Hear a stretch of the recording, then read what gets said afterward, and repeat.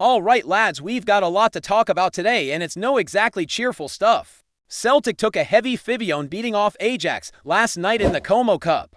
And even if it's just preseason, that kind of result stings. I know. Folk will say it's just fitness, don't read too much into it. But let's be honest, there's only so much of that you can say before reality hits. And what we saw in that game was the reality smacking us right in the face. There's gaps in this squad, glaring ones. And unless something changes, and quick, we'll be heading into the qualifiers. Undercooked and underprepared now. I'll admit the first half was actually alright, maybe not great but decent enough. We were knocking it about with confidence, handling the Ajax press. With composure playing through the thirds. Dane Murray for one looked the part. Physical, composed, and even that moment where he shrugged off their forward. That was class. Schmeichel as well, he was vocal, commanding, doing his best back there. But let's not kid ourselves, the defense in front of him collapsed in the second half. Ralston, I've got to say, had a tough time. That right-hand side was wide open for Ajax to play in behind and they took full advantage. Wendell and Morrow found joy there over and over, and you can't afford to give quality players that kind of freedom. Scales had a bit of a battle with Brobby and honestly it looked like a man trying to fight off a bulldozer at times. There were moments he held his own, but Brobby just had that extra bit of class.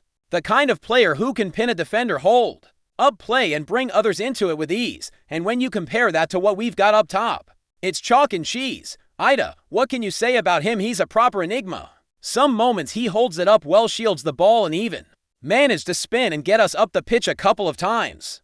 But then there's the flip side. Heavy touches, passes going straight out for a throw-in. One moment in particular, the ball gets played into him and he just boots it out the park. Like he was clearing danger instead of controlling it. It's frustrating because you see glimpses of something there, but it's never consistent, never polished. And for the kind of money we've paid, over 10 million, we should be seeing more. He's maybe worth 6 or 7, but we've clearly overpaid. And now we're stuck in that awkward position of trying to make the best of a player who isn't quite at the level we need. Meanwhile, Negrin was absolutely everywhere in that first half. His work rate was ridiculous. Pressing, tracking back, picking up second balls, and showing composure in possession. If someone told me he ran the most kilometers on the pitch, I wouldn't be surprised. He could be a big player for us domestically, especially in freeing up Haddett to get forward more. And Haddett, when given the freedom, links up beautifully. That combination with Yang for the goal, magic, proper line-breaking play. That's what you want to see more of. Speaking of Yang, what a finish that was. A composed, confident strike, and that's coming from a player who this time last year you'd back to fluff his lines. You can see development there. He's growing, he's sharper, he's making better decisions. I like him. I really do, but let's be honest, he's not a first-choice starter for the Champions League. Not yet. He can be a contributor, sure, but we still lack that standout winger, someone who can carry us in big games, who terrifies defenses. Right now, with Forrest aging, Maeda working hard, but limited creatively, and THEO nowhere near it. We're light, dangerously light. Now let's go back to the game a bit. Like I said, the opening 30 minutes were all right. We were in control. Pass well under pressure, and that one move early on, Tierney's ball to Maeda. Then the cross finding Yang, that was top drawer. Hit the bar, keeper pulled off a brilliant save. That's the kind of stuff that gives you hope. But after that, it was like someone flipped a switch. Ajax took over completely. We couldn't string 3 passes together and the control just evaporated.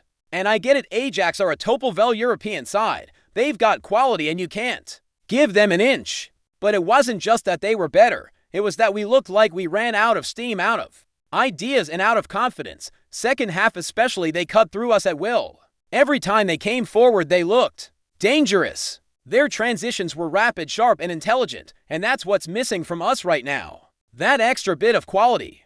That belief that when you go a goal down, you can still claw your way back. Brendan Rodgers spoke about wanting to see pressing and sharp passing, and for a bit we got that. But when the legs started to go, the options off the bench didn't exactly fill you with hope. Yeah, we saw Carter-Vickers return, which is great. Big boost. Nah, he wasn't flawless. But just having him back in the mix is massive. Same with MIOVSKI and the rest of the subs. They came on, tried their best, but it was already too late. The game had slipped beyond us by then. And then there's the Yamada situation. Now this one's baffling. Celtic tweet the lineup. Yamada's on the bench. Then they delete it and repost with him gone. Turns out UEFA said the match was being treated like an official competition game, despite being a glorified friendly, so Yamada couldn't be registered. Honestly, who's running this? It's a preseason tournament with low attendance, a weird setup. And now players are being ruled out for paperwork reasons. It's amateur stuff. And that's what bugs fans more than the results sometimes. We need players, quality ones, and we need them now. Rodgers even said after the game, the squad has worked hard, they're giving everything, but if we want to compete, we need reinforcements. That doesn't mean panic buys or throwing 20 million around, but it does mean stepping up, getting into that 6 to 10 million bracket and finding the right players. Negrin at 2.5 million looks a steal, but we can't rely on that happening every time. Sometimes you've got to spend to improve. And here's the thing, we've got the money, the club isn't broke. So what's holding us back? Every window it's the same, dragging our feet, missing out on targets, scrambling in the final days. It's tiring, the fans feel it, the players feel it, and Brendan surely feels it too. He's talked about ambition, and this is the time to show it, not just talk about it. Now a lot of folk after the game were saying maybe this kind of result is the wake-up call the board needs. Losing Fivione to Ajax might just force some hands. I don't know if I believe that, but I get the sentiment. You beat Newcastle at the weekend and maybe folk think, oh, we're all right. But then you get smacked by Ajax and suddenly the cracks are exposed. That's what preseason's for, I suppose, exposing what's wrong before it really matters. Still, there's only so many warning shots you can ignore. We're a few weeks out from European qualifiers, and at this point I don't think anyone's confident we're ready. The squad's thin in key areas, especially up top and out wide, and unless reinforcements arrive soon, we're going to be walking into the Champions League with hope instead of belief. And that's not good enough. Young, like I said, improving, but not enough to lead the line or carry the attack. Maeda, you know what you're getting. Energy pressing, but he's not the creative spark. Forrest can still deliver, but he's not the future, and THEO still feels like a mystery. So unless something changes, we're going to have lads playing out of position or being overplayed. That's how injuries happen, and once they do, we're in real trouble. Now, before I go deeper into transfers, because I know we're all sick of talking about them, let me just say this: I don't blame Rodgers. He's working with what he's got, and he's saying the right things, but saying it isn't enough. The club's recruitment department needs to deliver. It's not a complicated process. Scout the right players, check the data, pass it to the manager. If he likes them, make the deal. If he doesn't, scout again. Simple. So why does it always feel like we're stuck in limbo? Why does every other club seem to move faster than us anyway? We've got another match coming up, final one of the preseason, against the Lally, who probably have the strongest squad in this whole tournament. Not expecting miracles, but I do want to see a response. Some hunger, some pride. Maybe some of the younger lads getting a shot. Maybe we'll finally see Yamada. Who knows? So looking ahead to this final game against the Lally, honestly, what are we expecting? It's no like there's a trophy up for grabs anymore. We're out the running in the Como Cup, so it's just about pride now and maybe more importantly, information. Rodgers and his staff will be using this to get a final look at some players before the real stuff begins. And frankly, I hope we see a very different 11 from the one that faced Ajax. That turnaround between matches is too tight to be risking the same starters again, especially when legs are heavy and minds are flat after that kind of loss. We've got to be smart about it. This isn't about winning a shiny bit of silverware in Italy. It's about getting the squad in the right mental and physical place before St. Mirren and beyond. And honestly, I'd like to see some of the fringe lads from the start. Give them a real chance to show they're worth keeping around. I'm talking about guys like Bernabai if he's fit, maybe giving Forrest more minutes, even THEO, who still needs to prove he's more than a name on a team sheet. This is the time for answers. In midfield, we're probably more settled than in any other area. McGregor had it, Negrin. Those three have looked good together. There's a decent balance there, especially with Negrin's energy and Haddock's craft. But you still want to see what guys like Bernardo and Home can offer over 60 or 70 minutes. Let them stretch their legs and find rhythm. And then you've got youngsters like Engstrom and Macaulay. They need time too. Maybe not for Europe, not yet, but you've got to start giving them minutes somewhere. Might as well be now. Now, in terms of the backline, it's still not clear who the preferred center-half pairing is going to be. Carter Vickers is nailed on if he's fit, obviously. The guy's a rock, reads the game brilliantly and is calm on the ball. But who goes alongside him? Trusty got no minutes against Ajax, which was strange given how well he played the match before. Maybe they're easing him in, or maybe Rodgers is still figuring out what he's got. Either way, I'd want to see him start against the Lally. Let him build chemistry with CCV, see how the partnership flows. On the fullback front, Johnston didn't feature at all last game, and I'm guessing they're saving him for this one. He's going to be key this season, no doubt about it.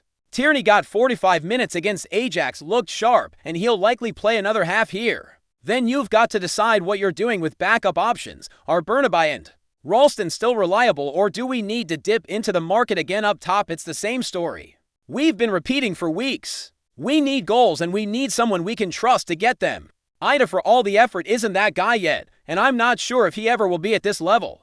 He's physical, he'll give defenders a battle, but the finishing just isn't there. And you can't survive in Europe hoping that maybe he has a good night. You need consistency. You need someone who makes defenders nervous before the ball's even kicked. Right now we don't have that, so who starts on Saturday? I'd give Oego or Osman if he's fit. Somebody who can stretch the game a bit, make runs in behind. Just give us something different. Maybe even start Kenny. He might not be the most technically gifted, but he's a nuisance, and sometimes that's what you need. He'll press high-force errors and nick a goal out of nowhere. At the very least, he keeps defenders honest. The wing positions are even more of a headache. Right now, we've got 3 proper wingers fit: Young, Maeda, and Forrest. That's it. THEO's their eye, but he hasn't done nearly enough to make anyone feel confident about him starting against St. Mirren or in Europe. And if any one of those 3 picks up a knock, we're in real trouble. That's probably why THEO hasn't been loaned out yet. The club knows where to light. And we can't let anyone go until someone else arrives. And that's not even touching on the young rumors. Rodgers made it clear after the Ajax game, Yang's not for sale. Not now, but that tells me there's something going on behind the scenes. There's been whispers of Norwich sniffing around, and when players hear that kind of thing, especially if they're not regular starters, their heads can turn. Rodgers said Yang's still developing, and I agree. He's got promise. He's sharper this season than last. You can see he's thinking quicker, acting with more confidence. But he's not ready to lead the line in the Champions League. Not yet. And if Young were to go now, we'd be down to 2 wingers, one of them being Forrest, who, let's be honest, shouldn't be playing 2 games a week anymore. He's got miles on the clock, and while he can still contribute, he's not the man to carry US through a European campaign. That's why we're clinging on to Young. Not because he's world class, but because we've left ourselves with no one else. That's the root of all this frustration. Not just the defeat, not just the lack of signings, but the lack of planning, or at least the appearance of it. We've known for months what this squad needed. The same problems from last season are still here. The gaps haven't changed. And yet here we are, days from the competitive fixture starting, and the reinforcements haven't arrived. What's going on behind the scenes? Who's responsible for this? You've got a recruitment team in place, an analytics department that supposedly identifies affordable targets around the world. Rodgers then gives the green light or the thumbs down, and if he approves, we're meant to go after the player. So where's the breakdown? Are we not finding the right players? Are we lowballing every club we deal with? Are we just dragging our feet for no reason? Fans are tired of being patient. Every window plays out the same way: slow, reactive, and cautious. That's fine if you're trying to survive mid-table, but Celtic aren't that kind of club. We're meant to compete domestically, but also in Europe. And if the board are serious about that, really serious, then they need to start acting like it. Spend some of the money, take calculated risks. Back the manager before the qualifiers, not after we get knocked out. And look, I'm not asking for £30 million signings. No one is. But surely there are players in the 6 to 10 million range that we can bring in now. Players who elevate the squad. Players who allow us to rotate without dropping a level. Because right now, if we lose one key starter, the drop-off is massive. Rodgers has said the squad's been great in training, that he loves working with them. That's all well and good. We're not questioning the effort. But effort alone doesn't win matches at the highest level. Quality does. And if we don't bring it in, we'll be stuck again in that Europa Conference wilderness, talking about potential instead of results. And here's the thing that really gets folk talking. We've got the money. That's the maddening bit. The club is financially healthy. The cash is there. But it's like we're afraid to use it. Maybe they're waiting for the right moment. Maybe they think players will be cheaper late in the window. Maybe. But you can't build a team on maybes, especially when we've been through this cycle so many times. It's time for the recruitment team to deliver. Rodgers is making it clear we need quality. The fans are saying the same, and if we fall short again, there'll be no excuses left. So for Saturday, what do I want to see? Fight, hunger, a bit of swagger. I want to see players trying to make a statement. I want to see those on the fringes saying, "Gaffer, you can trust me."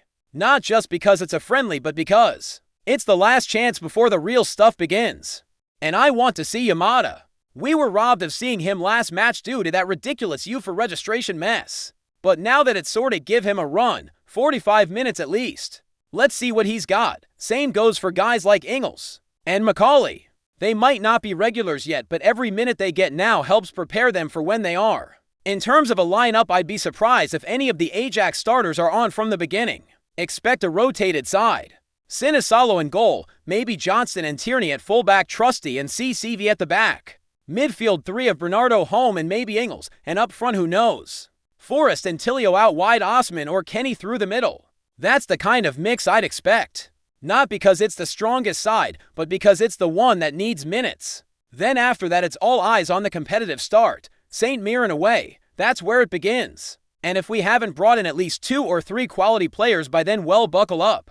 It's going to be a bumpy ride. And just to end on this, I'd love one summer, just one, where we handle transfers like a serious club, where the window opens and bang, 3 signings through the door. Not months of scouting reports, rejected offers, and panic deadline day deals. Just get it done, show ambition, show that we mean business, because this club, this fan base, we deserve more than maybe next week. We deserve a team that reflects the passion in the stands. And right now, we're not there yet. Before we proceed, subscribe to our channel and enable notifications to receive all exclusive news about Celtic FC.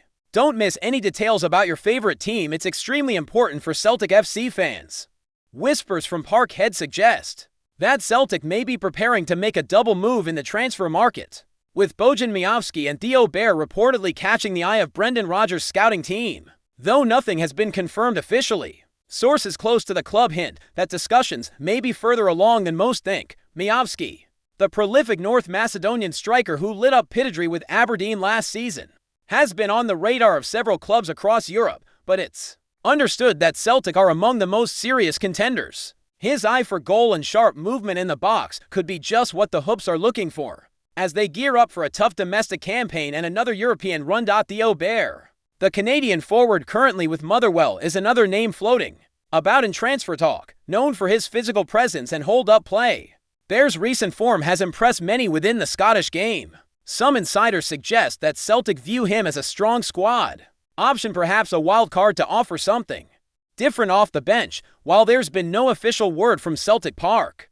chatter among fans and pundits alike has grown louder in recent days. It wouldn't be the first time the club made surprise moves in the transfer market, and both MIOVSKI and BAIR fit the mold of players the Hoops could develop and possibly profit from down the line. Still, some are urging caution, pointing out that interest doesn't always mean intent. But with the new season looming and Champions League qualifiers on the horizon, the timing feels right for Celtic to strengthen their attacking options. Whether these murmurs turn into official announcements remains to be seen, but it's safe to say the green and white faithful will be watching the news wires closely in the coming days. Hello, fan, don't forget to like and subscribe to the channel, as it means a lot to Celtic FC. Also, share your opinion about the news in the comments below. See you in the next video.